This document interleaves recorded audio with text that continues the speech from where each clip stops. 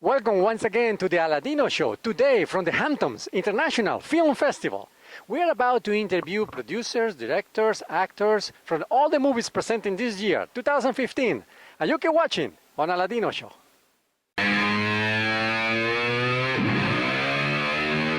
Watch the ALADINO show! Yeah! The ALADINO show! Oh, how exciting! This is a famous actor right here. But we would all just have to watch your show. Oh, it's about to begin. It's going to be a lot of fun watching. ALADINO TV! Beautiful. Kiss me again. Passion commune.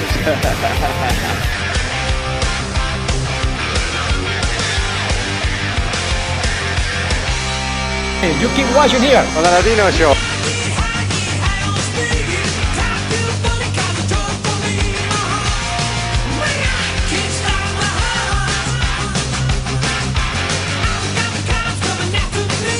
Very Listen, busy. it's all about these sneakers.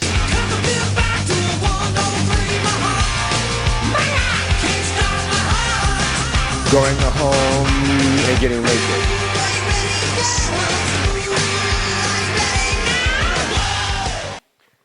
Basha Baguez, am I pronouncing it right? Yes, that's right. Batsheva. Tell me a little bit about your short film. Behind the Wall is a magical realism short film. It's a story about an injured dancer who escapes her old life and she moves to an old apartment in Brooklyn.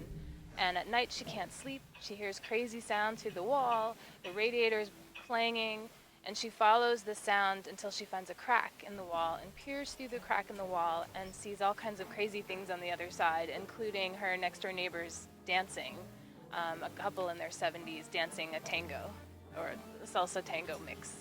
How long it took to film the whole production? We shot the whole thing in about 3 days, which was very ambitious. How long is the film? The film is 16 minutes and it has about 3 minutes of dance. And how do you feel being with the film here at the Hamptons International Film Festival? It's really exciting to be here. It's a really great festival. Yeah, I've been having a really good time. There's some really amazing films here today, or this weekend. So yeah, it's great. Thank you very much. Tell me a little bit about the Nicodemus movie. Nicodemus is a short film that we shot in Oaxaca in Mexico when we were there taking our other first feature film to a film festival there. How was it directing the movie? It was really exciting. It happened, just in the spur of the moment. We were in Oaxaca and we just fell in love with the art and the people there, and we met Nicodemus, who's the owner of the oldest folk art store in Oaxaca. He's had the store for 54 years. He's 83. And we just started talking to him and really just fell in love with his charisma and decided to make a short documentary about him. Mi nombre es Nicodemus Bartolo Vázquez. Salí de mi tierra en 1951 y para luchar, trabajar. Como no tuve estudios, era difícil también encontrar un buen trabajo. Por eso me dediqué más a comprar y vender al comercio. So now, how the idea came out? You just went to Mexico to have fun, enjoy the Mexican lifestyle, and then you found the guy. Close enough. We were in Mexico showing our other film at a film festival, at the Oaxaca Film Festival. And then on a day off, we were just walking and met him. And just like Ani said, we just thought he was a great character for a short doc. How long it took the whole production? We filmed him over the course of 2 days, and then we, were getting the footage translated and trying to figure out, what format we wanted the film to be in. And his son emailed us actually to let us know that he was closing his store after 53 years in business. And so we decided, to edit the short together with what we had, sort of as a tribute to him. And his store is actually closing this month, but his son is opening a new store and he's named it Don Nico after his father. So we thought it was timely to have it out at the same time. And it'll be premiering this same week that it's in the Hamptons at the Oaxaca Film Festival. So the whole family can go see it. How excited are you being with the film here at the film festival? It's beautiful. It's a great festival. We've been having a really wonderful time in the Hamptons. Yeah, we'd never come out here before, so it's been great discovering the town. Great. All righty. Thank you very much. Here with the producer and the director of the Nicodemus film. And you keep watching on ALADINO show. What type of food you give you? The documentary is about the most iconic photographer, we believe, of the 20th century, Harry Benson. And it's about his images that most people know as iconic and things that you've seen in the world and seen in media and just in general in pop culture. But you suddenly realize with the film that there's one man behind most of these images, and it's Harry Benson. And it was a thrill to work on the film. It took about 2 years to get here. We met him in a really great way on another film. We were interviewing him for something, and turned out we got very curious about him and his career, and we suddenly sparked to the idea of let's do something on this man. Started with really the Beatles pillow fight, the famous shot of the Beatles when they hit #1 in America. That's Harry's really moment where he kind of gelled and became a photographer that most people recognize today. From 1964 all the way up to today. It's a good 50 or 60 years in photography. So he's a special man. You as a director as well, what was your input into that? Well, I was a photographer too for a couple of years, and kind of look up to someone like Harry Benson. You look at these photos and you're like, wow, how can I do something similar to that and kind of mimic his career? So I've learned a lot from him just doing interviews with other photographers about him and interviews with him. And he's 86. So I mean, he really lived through a lot of the history that we know in America. It's incredible. Writer, director, editor. How can you handle that such a big title? Well, it's probably easier on a short film because it's not as much material to handle. But yeah, it's still a lot of work. But if you really love the project and you're really committed to it, then it's not even work. It's just. So tell me, how is the project about? What's the project about? It's called 5 Windows. It's a short film.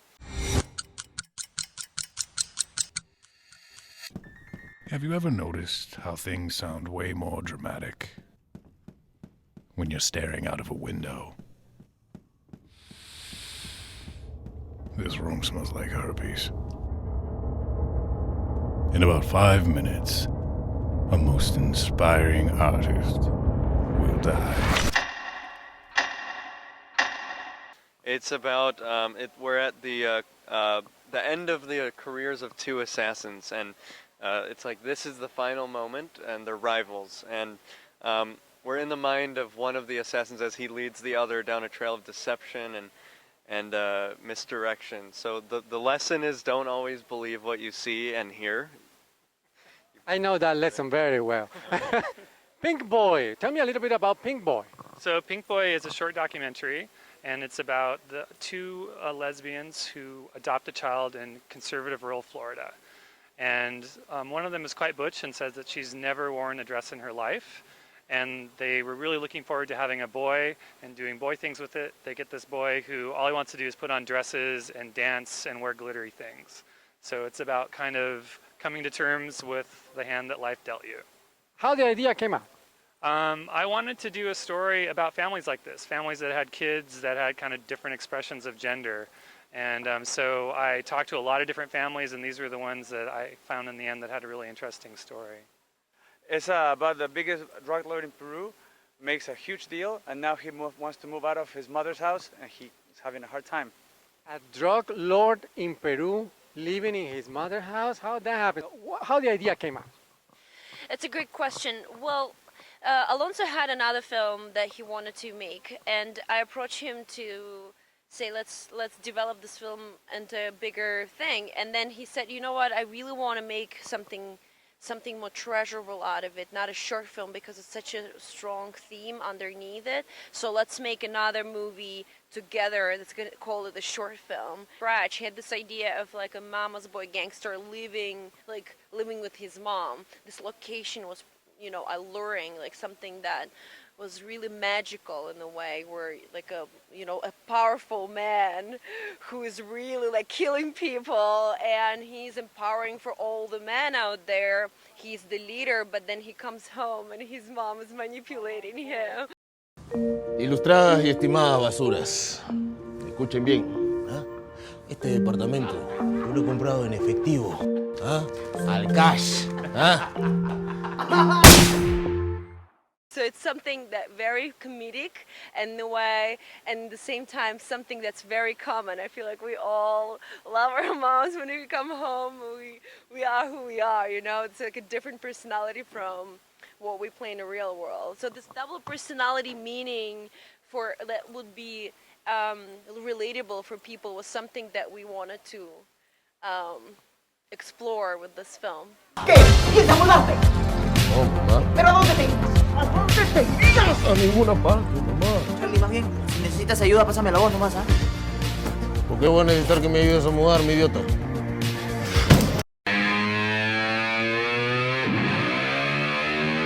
Watch the ALADINO show! Yeah! The ALADINO show! Oh, how exciting! This is a famous actor right here. But we would all just have to watch your show. It's about to begin. It's going to be a lot of fun watching ALADINO TV. Beautiful. Kiss me again. Passion commune.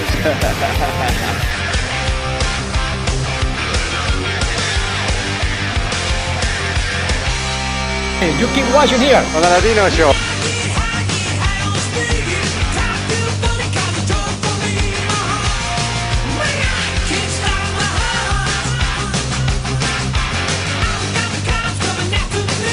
Very busy. It's all about these sneakers.